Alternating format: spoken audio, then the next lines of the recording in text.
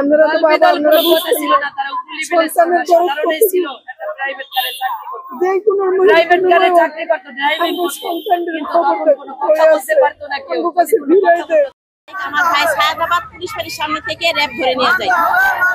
আমরা শুনতে পাই যখন যাত্রাবাড়ি থানায় জিডি করি,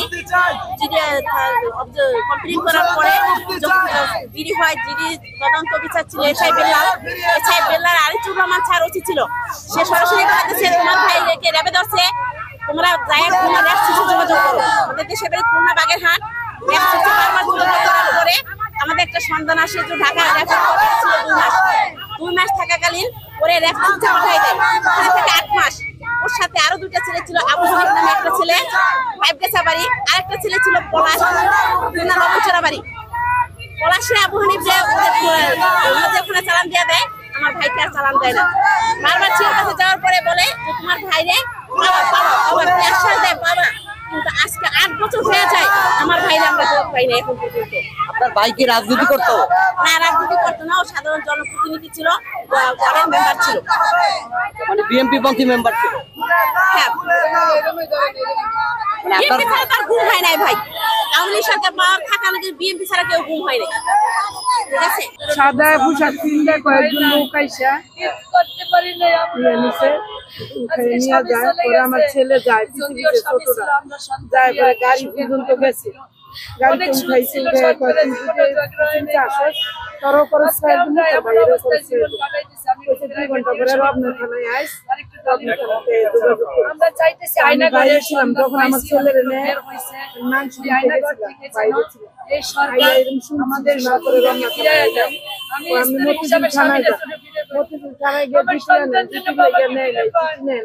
আপনারা তো বাবা আপনারা বুঝতেছিল না, তারা উকুলি ফেলেছিল না, সাধারণই ছিল, একটা প্রাইভেট কারে চাকরি করতো, প্রাইভেট কারে চাকরি করতো, ড্রাইভিং করতো, কিন্তু তখন কোনো কথা বলতে পারতো না কেউ। তার এই রাস্তা এই কথাটা উনিও বলছিল, আমি বলছি খাওয়া নাই যাওয়া নাই বসে সেটাই আমার একটা বোন মেডিকেল হসপিটালে ডেলিভারি হয়েছে, একা দিয়ে বাচ্চারা সব ছেলে 8 ঘন্টা গর্ভ হয়ে রয়েছে। আমার ছেলের নিয়ে গেছে, তারপরে 10 দিন পর আমার ছেলের আমি এখানে আসি, আমার কাপড় চোপড় তারপরে পরের দিন বলে কি ছেলে, তারপর আমি অনেক জায়গায় গেছি, সিআইডিতে মামলা করছি, আমার ছেলে কেন ধরে নিয়ে গেছিল? রাত কেন ধরে নিয়ে গেছে এটা তো আমাদের বলে। আমার ছেলের আমার বাড়ি নিয়ে একটা সমস্যা আছে, অন্যজনের লাগে তাদের লগে আমাকে ঝগড়া আছে, আর কি কাজটা করে। মানে আপনার ছেলেকে যে র্যাব নিয়ে গেছে এটার প্রমাণ আপনি কেমনে বুঝলেন? আমার কাছে প্রমাণ আছে, র্যাবের ছবি আছে, তারপরে র্যাব যে আমার বাসায় আসছিল, ফোন করছে, সব আছে।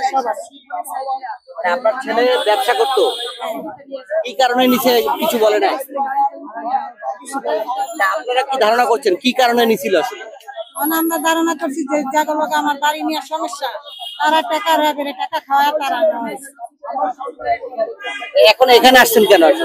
এখানে আসছি আয়না করে নাকি অনেক বাড়ির কাছে আছে, তার জন্য নতুন সরকার আইসি, আমরা স্বজন গুলা